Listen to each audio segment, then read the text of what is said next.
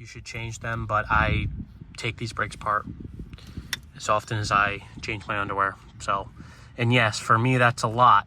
For you fucks, it probably isn't. All right, currently I'm waiting for my drill to charge so I can do the seats. But for right now, I'm gonna show you guys how to do a brake job on the front of your Scion TC. Obviously, you jack up your car. If you're not familiar how to jack up your car, I'm sure there's a video out there for it.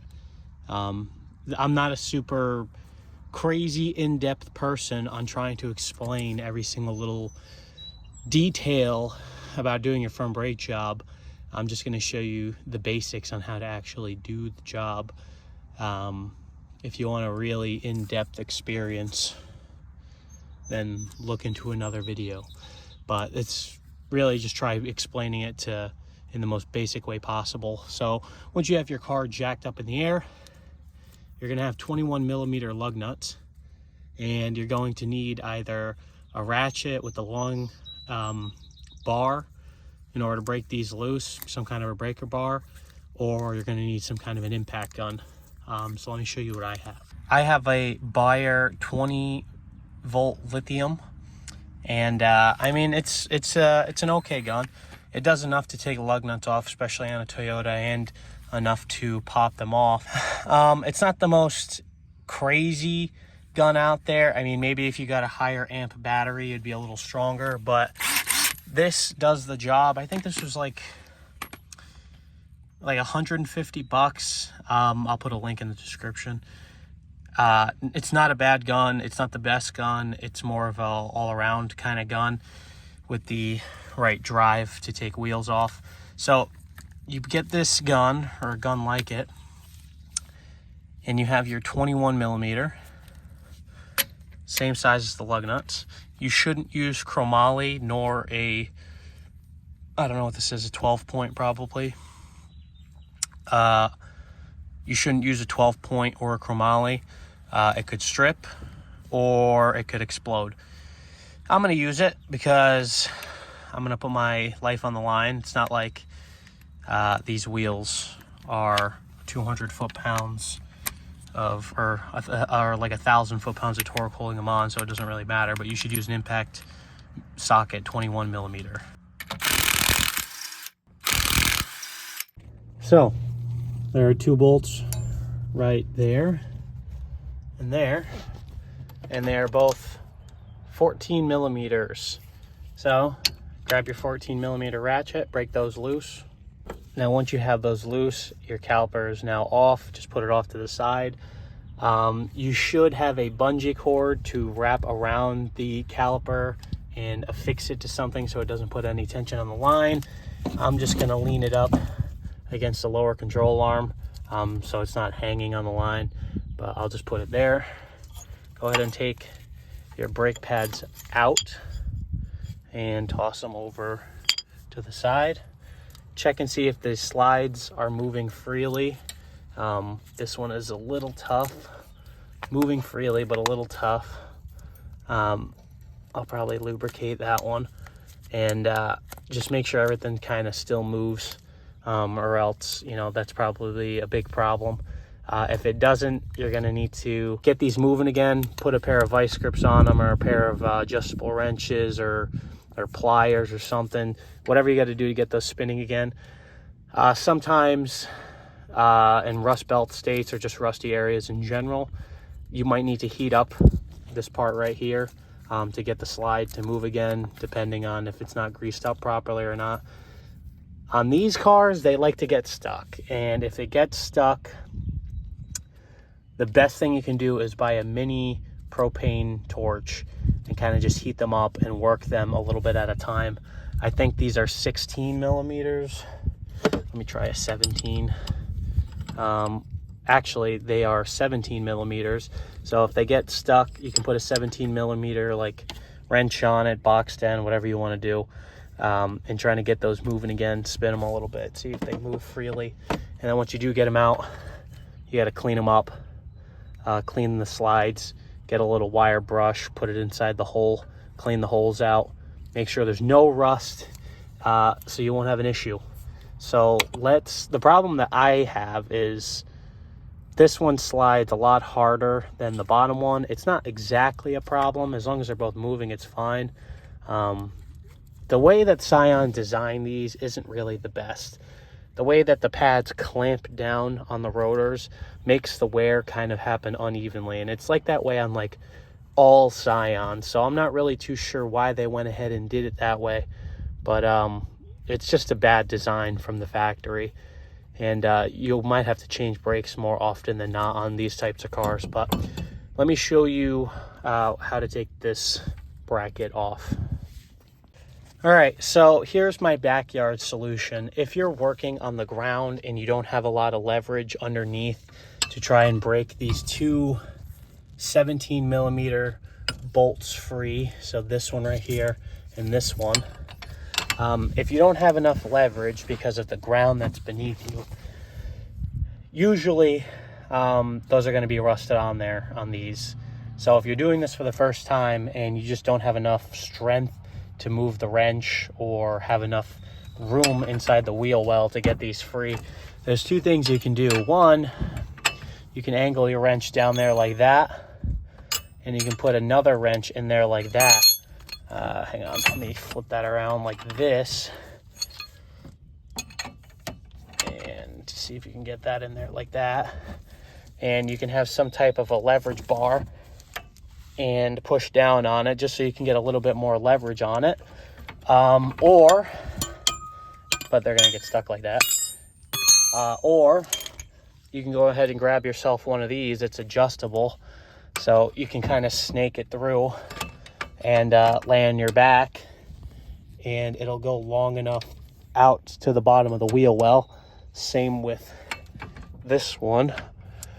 Or you can do another method where you get your 17 millimeter, you put it straight like that, and you get a hammer and you kind of just tap it till it gets loose.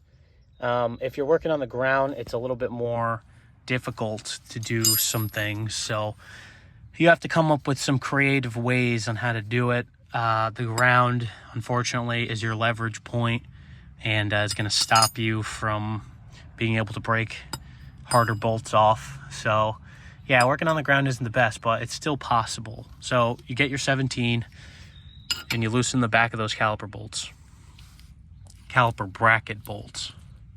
So you got that off.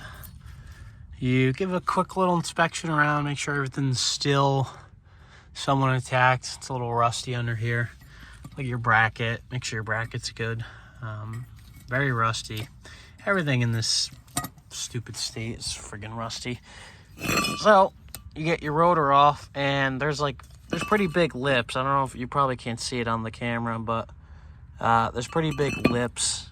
So I already machined these once. So with the amount of rust that's on here, you know, you can probably machine them again. I mean, I might hang on to them. I might try. Ooh, actually, is that a crack I see? Right there. That possibly could be a crack. So maybe that's a hard pass. I don't know. I'd have to see. I'll throw them on a lathe and see if I can get these straight. If not, then that's a hard pass. They seem like they have a decent amount of meat on them. I wouldn't go any thinner than that, to be honest. I'd have to measure them. I don't have I believe it's a micrometer. I don't know, the gauge, the fuck is it called? Not a dial indicator. The fucking grabby thing, to check to see the thickness. But for right now, take those off and get your new rotors. So once you get your old rotor off, throw your new rotor on, get a brake pad, put it inside your brake caliper. This is a quick little, this is the cheapest brake depressor you can buy. And what you do is you just twist it a little bit at a time, and it goes and pushes the piston back in the caliper.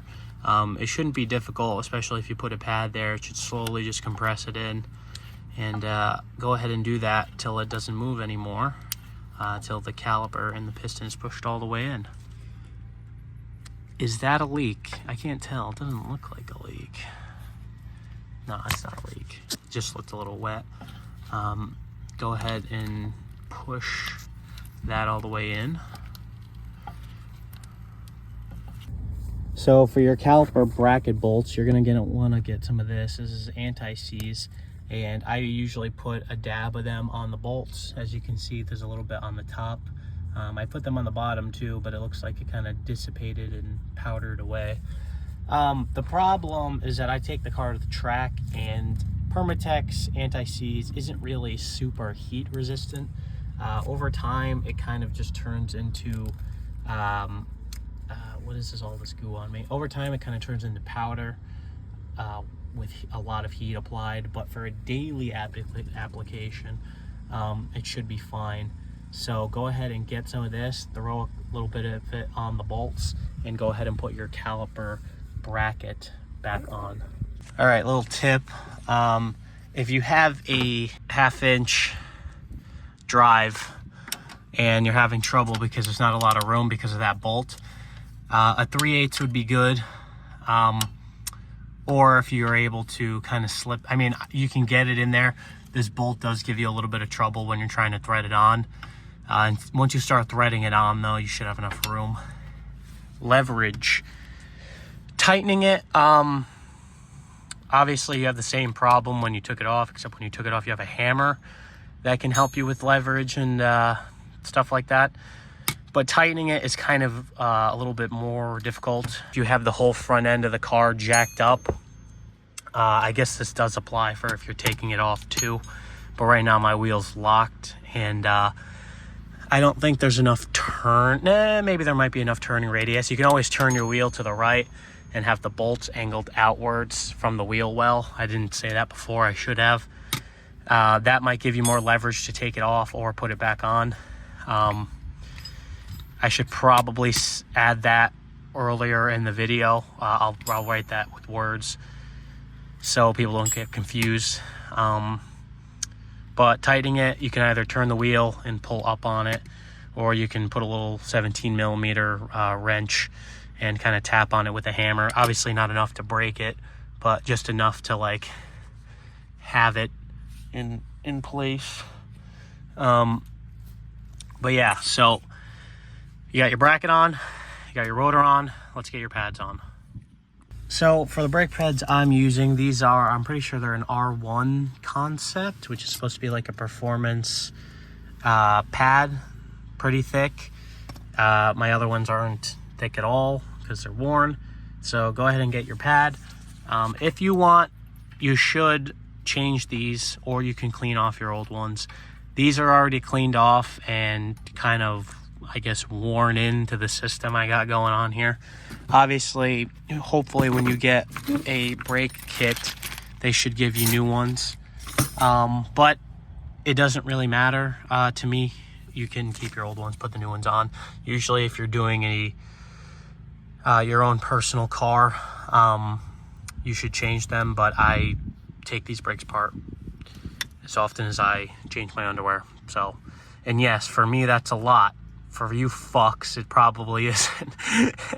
But yeah, so I'm not going to change them, but they're pretty clean. You should definitely clean off the where the brake pad sits, like the little slide. Well, you should clean the slide pins too, obviously, but you should also clean the hardware brackets as well. So go ahead and grab your brake pad, put it in there, slide it in, and then go ahead and pop it in. There you go. Do the same thing on the back.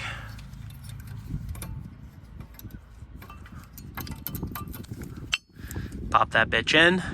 Grab your caliper. Throw the caliper on. Oh, all right. Caliper on and bolt it all together. Put your two 14mm on the back. Tighten them up. Now, obviously, once you bolt them up, they're 14mm. You don't have to crank it. If I had my impact, it would be a lot easier. but this is fine. So there you go. Now your brakes are on. You can go ahead and throw your wheel on and then call it a day. Thank you for watching. I'll see you guys in the next video.